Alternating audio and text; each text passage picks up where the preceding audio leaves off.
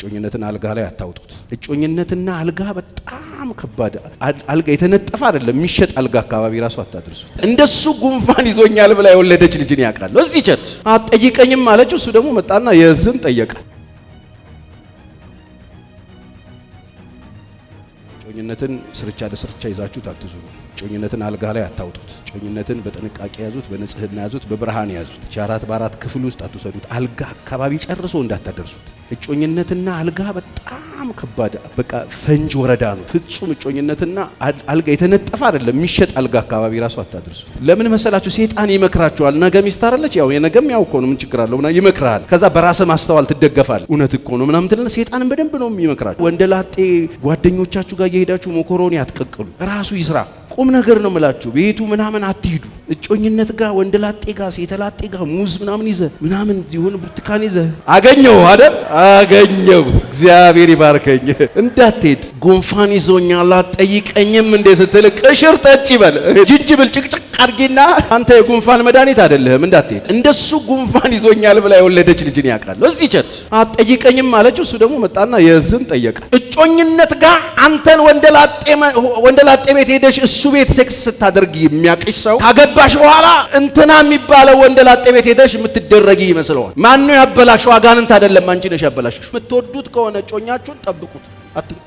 እማልነካሽ ስለምወድሽ ነው ይባላል። ስለምወድ ነው እማልነካህ። ዚፕን ዝጋ በይው። እጮኝነትን በጥንቃቄ ያዙት። በመካከላችሁ በስነ ስርዓት ሄዶ እንኳን የማይሄድ ነገር ሆኖ ከተገኘ በሰላም እንደ ጣሊያንና እንደ ጀርመን ተጫዋች ማሊያ ተቀያይረው ተጨባብጠው እንደሚለያዩ በሰላም ትለያያለህ። መኮሮኒ ብለሽ መኮሮኒ ኮንሽስ መለያየት ጋር እንዴት ዋናዬን መልስልኝ ከየት ይመጣል? ገብቷል? መልስልኝ እንጂ ምን ይመለሳል? አይመለስ። የፈሰሰ ውሃ አይታፈስም ይልሻል። እንደዚህ በሽተኛ እንዳትሆኑ ራሳችሁ ጠብቁ። የሻይ ቤቱ ዝም ብሎ እየተቧደኑ መተኛት ጥቅም የለውም። ስለዚህ ያላገቡ ወንዶች ያላገባ ብቻ አይደለም አግብተህ እየተንፈቀፈቅ ያለ ሰው በዜሮ ዝም ብለ የገባ ሰው የራሱ ይመለከታል። ይሄ ያላገቡ ነው እንዳትል አንተ አግብተ ቤት ቁጭ በባዶ ቁጭ አልክ ሰው ስቃይ ውስጥ የገባ ሰው የቀኑ ክፋት ላይ እየሰለጠነበት ያለ ሰው። ለዚህ ነው እኮ መጽሐፍ የነገረን ቀኖቹ ክፉዎች ናቸውና ዘመኑ ምን አርጉት? ዋጁት፣ ግሱት። ያላገባችሁ ወንዶች አሁን ለማግባት ኮንዶሚኒየም ስቱዲዮ ምናምን አትበል። በጣም የሚያስፈልግህ እግዚአብሔር ቃል በሙላት እግዚአብሔር ቃል ባንተ ዘንድ ይገኝ። እግዚአብሔርን ቃል ያዘው መጽሐፍ እንወቅ እናውቀው ዘንድ እግዚአብሔርን ምን እንበል እንከተል። እንደ ወገግታ ተዘጋጅቶ እናገኘዋለን። ምድርን እንደሚያጠጣ እንደ መጨረሻ ዝናብ ይመጣል ይላል መጽሐፍ። ስለዚህ እግዚአብሔርን መፈለግ መቼ?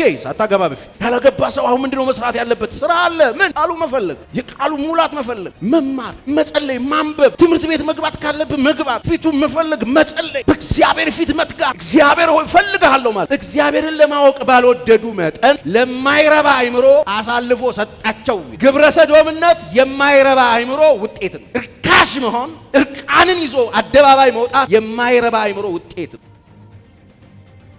ዳሌሽን ይዞ እንደዚህ የሚዲያው ማንቀሳቀስ የማይረባ አይምሮ ውጤት። ስልጣኔ እንዳይመስል ወጣቱ የት ነው የተሰጠው? ይሄው ሚዲያው ላይ ምን እየሰራ ነው ያለው? ሰው እንደዚህ ያደርጋል እንደ የምትሉትን ነውር አላያችሁ? እኛ የድሮ የሴት ልጅ ሙታንቲ ተሰጥቶ እንኳን አይተናና ተሰጥቶ ተለብሶ አይደለም ተሰጥቶ አላ እኔ አይተታቀለ እኔ አላ አይሰጥ አሁን ተሰጥቶ አይደለም ለብሰው ይዘውልህ ይመጣል። ይሄ ስልጣኔ እግዚአብሔርን ያለማወቅ ምልክት። ትልቁ ሰውዬ ይሄንን ያደርጋል ብለህ የማትጠብቀው ሰውዬ ትልቁ ሰውዬ የትንሿ ልጅ ጡት ይነካል። ይሄ እድገት ነው እንዴ? አባባ ማሙሽ ይባላል። ትልቋ ሴትዮ አድጋለች ብትላ ሴት ነውር ትፈጽም። አሁን ሱፍ ለብሶ ሰው ሱፉ ስር ዳይፐር ቢያስር ፌር ነው?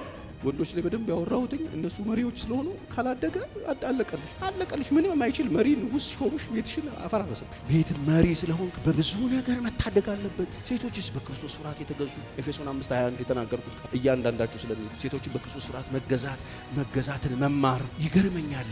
ሴቶች ልጆችን መጽሐፍ ቅዱስ አፍቅሩ ምናምን አይላቸውም። አይገርም? የፍቅር ችግር የለባችሁም። በገፍ ነው ያለው። እናንተ ደግሞ ለመውደድ ምን ችግር አለ? ሰፈር ከስከስ አይደል የምትሉ የፍቅር ችግር ሴት የለባትም። መውደድ ወይኔ ብናት አሜን።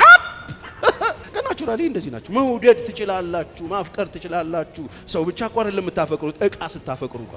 መኪና ስታፈቅሩ ወይ እቃ ምንጣፍ ራሱ መጋረጃ ስታፈቅሩ ወይ ሁሉን አለ ልምታፈቅሩ። እናንተ ደግሞ እግዚአብሔር ይባርከኝ። እናንተ ለማፍቀር ማበሏችሁ። አሁን ይሄ ምን ሆኖ ደስ የሚላል? ወንድ ምንም አይገባው። ወይኔ ከለሩ አያምርም ትላለች። እናንተ ችግራችሁ መገዛት፣ እናንተ አብዮት ማስነሳት ስለሆነ ችግራችሁ እናንተን ያለው ተገዙ ነው። ጌታ እኮ ያውቃል ለእናንተ የሰጠው እሱ። ወንድ ደግሞ የመገዛት ችግር የለበትም። አንዲስ ታንባርቂበት ችግር የለም። ወንድ ሰሚት ለማድረግ ችግር የለም። አንዲስ ታንባርቂ ጸጥ። እሱ ደግሞ የማፍቀር ችግር አለበት። ውደድን ያለው ሁሉ አይወድም። አበባ ሲሰጥሽ እውነት እንዳይመስል። አበባ ሲሰጥሽ አንቺ ሌላ አበባ ነው መስጠት ያለብሽ። ሴት ልጅ አበባ ስትሰጥ የምር ወዳል። ሽቶ ከሰጠች የምር ወዳል። ወንድ ሽቶ ሲሰጥህ ጠርጥሪ፣ ተቀበይና ሌላ ሽቶ ስጪ።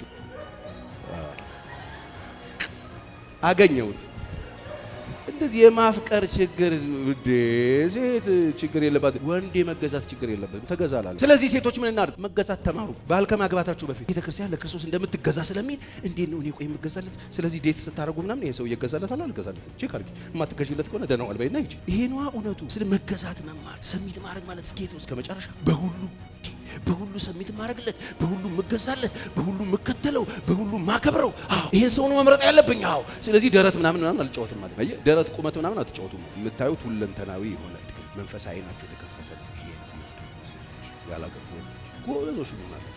መጽሐፉም ጎበዞች ስለሚላል በእግዚአብሔር ፊት ጎበዝ ማለት ደግሞ ምን ማለት እንደሆነ፣ ጎበዝ ማለት ጓደኛውን በቦክስ መጥቶ የሚጥል አይደል። መጽሐፍ ቅዱስ ሩቅ ነው አገሩ። ብዙ ሰዎች እንደሚያስቡት አንድ ሰው ጎበዝ የሚባለው ሌላን ሰው መጥቶ አሸንፎ ጥሎት ደም በደም ሲያደርገው ጎበዝ እንላለን። ጎበዝ እሱ አይደለም። ጎበዝ ሲጀመር ራሱን የሚያሸንፍ። ዛሬ ጥቅስ እየተጠቀስክ የምትበላበት ምክንያት ጎበዝ ስላልሆንክ፣ አልብርቁ ስለሆንክ። ለዚህ ነው አትከላከሉ ተብሎ ተጽፏል ብላ አንድ እህት ነግሬያቸዋለሁ በተደጋጋሚ እዚህ ጋር። በጣም ትገርመኛለች። ሁሌ ኃጢአት እየሰራች ትመጣለች።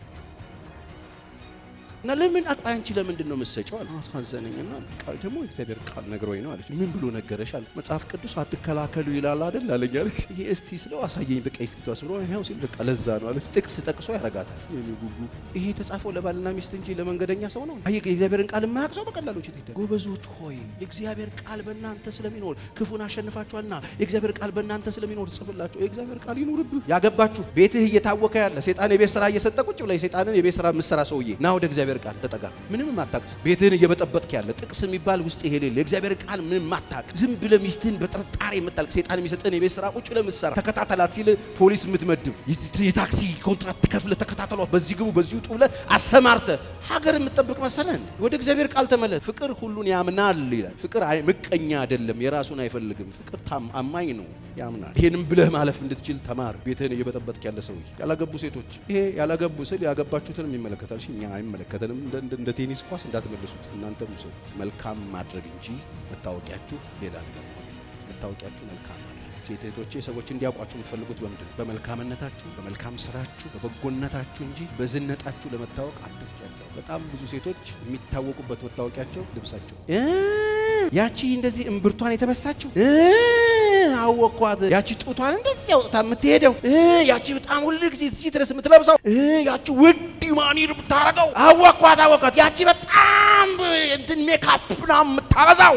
እሱ መታወቂያሽ ነው። መታወቂያሽ መልካምነት ስራሽ። ያቺ ደጓ፣ ያቺ በጣም ለታመሙ ትራራው፣ ያቺ የምታደርገውን ሀገር ይወቅልኝ የማትል ስትር ያለች እግዚአብሔርን የምትፈራዋ፣ ያቺ አገልግሎቷ ታማኝ የሆነች፣ ያቺ ቸርች የማትቀረው ባይብል ስተዲ ጨርሶ ማጠፋ፣ ያቺ ደግ፣ ያቺ ሩሩ፣ የታመሙትን የምትጠይቅ፣ ያቺ ጨዋ፣ በጣም ደስ የሚል ልብ ያላት ተባሉ።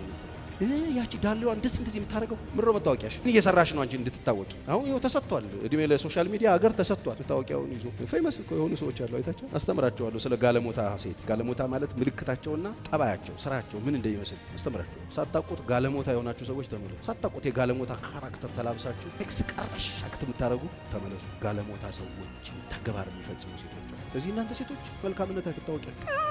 ራስሽ ላይ ወጪ የምታበዙ ያላገባሽ እዚህም እዛም ያላችሁ ወንዶች መጥተው አንድ ቀን እንዴት አድርገው በሁለተኛው ቀን ስልክ የማያነሱ ወጪውን አስልተውት ቁጭ ብሎ አዲንግ ማሽን ሳያወጣ ዩማኒሩን መታው፣ ወረድ አለ፣ እላይሽ ላይ ለጠፍሽውን መታው፣ ልብስሽን መታው፣ ምንም ወደ ማርክ ነው ምናምን ስትይ ሰማሽ መታው። ከዛ እኔ ይሄንን ኑሮ መግፋት አልችልም፣ በገዛ እጄ ተከርቸም አልገባም ብሎ ነው የጠፋው።